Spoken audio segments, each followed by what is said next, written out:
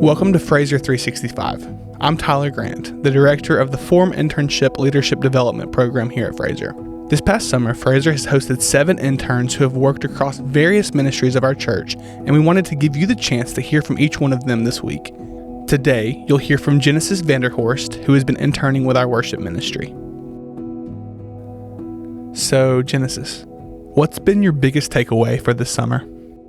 Just getting to know people on their testimony level and how they've grown in the Lord, what brought them to Fraser, but specifically also what brought them to Christ, and what their story is with, veterans, how they fought in the military, and getting to know that. I haven't had the privilege of knowing a lot of veteran stories from firsthand accounts, and so that's very interesting and something that's I've enjoyed so far, and just getting to know the staff as well. There's so many different people that I've met, from choir to staff in media or tech, or people at Connection Point, or volunteers, or people just wandering in the church, and they've all been so kind, and that's something that I've taken to heart, getting to know their stories, and also sharing part of my story as well with them, and sharing my testimony, and sharing what ministry the Lord has brought me to, and how great it's been getting to share those things.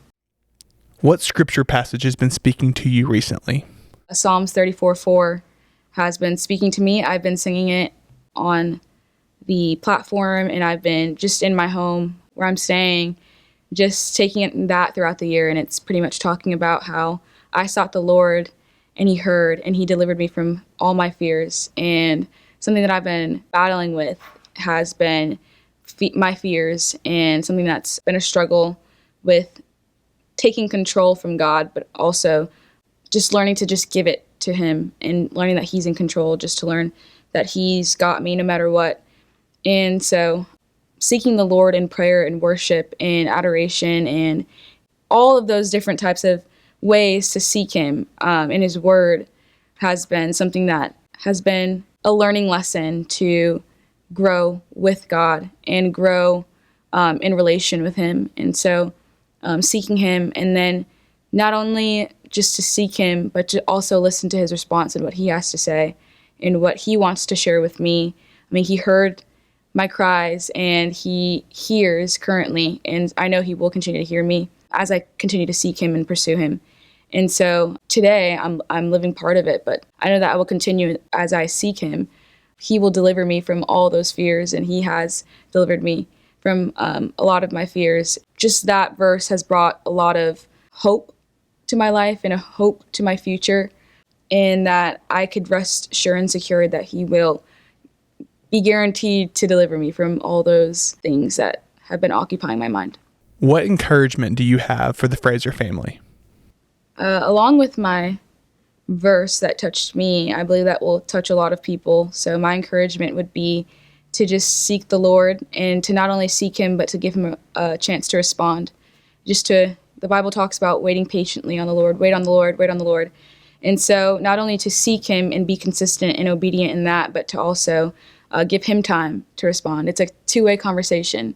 I think sometimes we can get caught up in us speaking all the time, but there's a beauty in the silence of waiting on Him and waiting for Him to do His thing, and He always comes in His perfect timing. And so there is no rushing with God, and there is no lateness with God. So His timing is always perfect, and we're living on plan A. He doesn't have a plan B, C, or D. Anything that is going on in our lives is never too big, and it's never greater than God. That's something that has been really encouraging to me, is to just be obedient, if anything, be consistent in if anything. If you can't see it, if you don't feel Him, if you don't see Him, if you don't think He's working, just seek Him, be obedient in reading His Word, in looking for Him, and sure enough, He will appear, and He will hear you. He does hear His people, and He loves to respond to us. And a no may be a redirection from the Lord, guiding us in the right direction. And His no is our protection and redirection and guidance. So whether it be a yes or no, or Him pointing us in a certain direction, He will definitely, we can rest sure secured that He is guiding us in a fruitful and prosperous way.